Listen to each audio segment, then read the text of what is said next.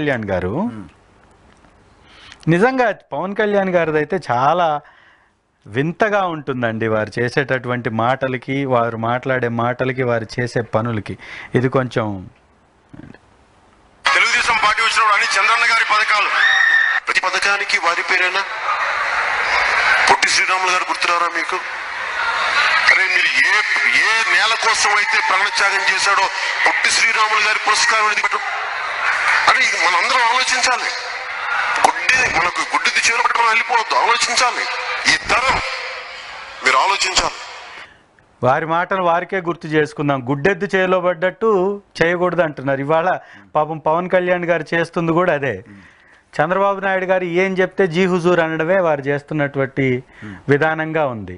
ఆ రోజు పొట్టి శ్రీరాములు గారు గుర్తొచ్చారు. ఇవాళ ప్రభుత్వంలో ఉన్నాడు కాబట్టి వారికి పొట్టి శ్రీరాములు గారు గుర్తు రావట్లేదు. పేరు ఇంకా చాలా ఉన్నాయి కదా, పెడతారేమో పొట్టి శ్రీరాములు గారి పేరు. ఇంకా చట్టాలు చేయకుండా పేర్లు మార్చడం, మా ప్రభుత్వ హయాంలో మేము పేర్లు మార్చాం సార్. కానీ ఖచ్చితంగా చట్టాలు చేసి సభ ఆమోదంతో పేర్లు మార్చాం. వీళ్ళలాగా దొమ్మికి వెళ్ళినట్టుగా ప్రభుత్వ భవనాల మీద గౌరవ ముఖ్యమంత్రి గారి పేరు, లేకపోతే వారి ఫోటో, లేకపోతే వారికి సంబంధించి ఏవైతే పథకాలు ఉన్నాయో మా ప్రభుత్వంలో వచ్చినటువంటి పథకాలకు సంబంధించినటువంటి శిలాఫలకాలను పగలగొట్టడం, ధ్వంసం చేయడం, సచివాలయాలను పగలగొట్టడం, ఇది ఎలాంటి సంస్కృతి?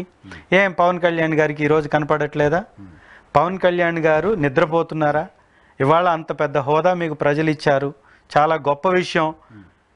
మరి మీరు చెప్పిన మాటకి, మీరు అన్నటువంటి మాటకి, మీరు ప్రశ్నించినటువంటి మాటకి మీరే కట్టుబడకపోతే ఇక మీరు రాజకీయం చేసి ఏం ఉపయోగం? ప్రజలకి మీ వలన ఏం ఉపయోగం జరగబోతుంది? మీరు చెప్పాలి కదా. చూద్దాం ఇంకేం మారుస్తారో. చివరిగా స్పందన పేరుతో మీరు ప్రతి మండే కలెక్టరేట్ కార్యాలయంలో అప్లికేషన్స్ తీసుకునేవాళ్ళు జనాల దగ్గర నుంచి. దాన్ని కూడా పేరు మార్చింది ప్రభుత్వం ఈరోజు. ప్రచారం కోసం తప్ప స్పందన అనేటటువంటి పేరుకి ఇప్పుడు వాళ్ళు పెట్టిన ఫిర్యాదులు, పరిష్కారాలు అనే దానికి ఏమన్నా మార్పు ఉందండి? ఏంటి దీనివలన వారికి ఒరిగింది ఏంటి? ఎందుకు మార్చుంటారు మీరు అనుకుంటున్నారు? ఖచ్చితంగా ఇప్పుడు తెలుగుదేశం పార్టీ వివక్ష రాజకీయం చేయటం వారు మొదలుపెట్టారు. ఇది దీని గురించి నేను మొట్టమొదటిగానే చెప్పాను. వివక్షే వారి ఆయుధంగా, ప్రచారమే వారి మాధ్యమంగా, రెచ్చగొట్టడమే వారి విధానంగా వారి పరిపాలన సాగుతుంది.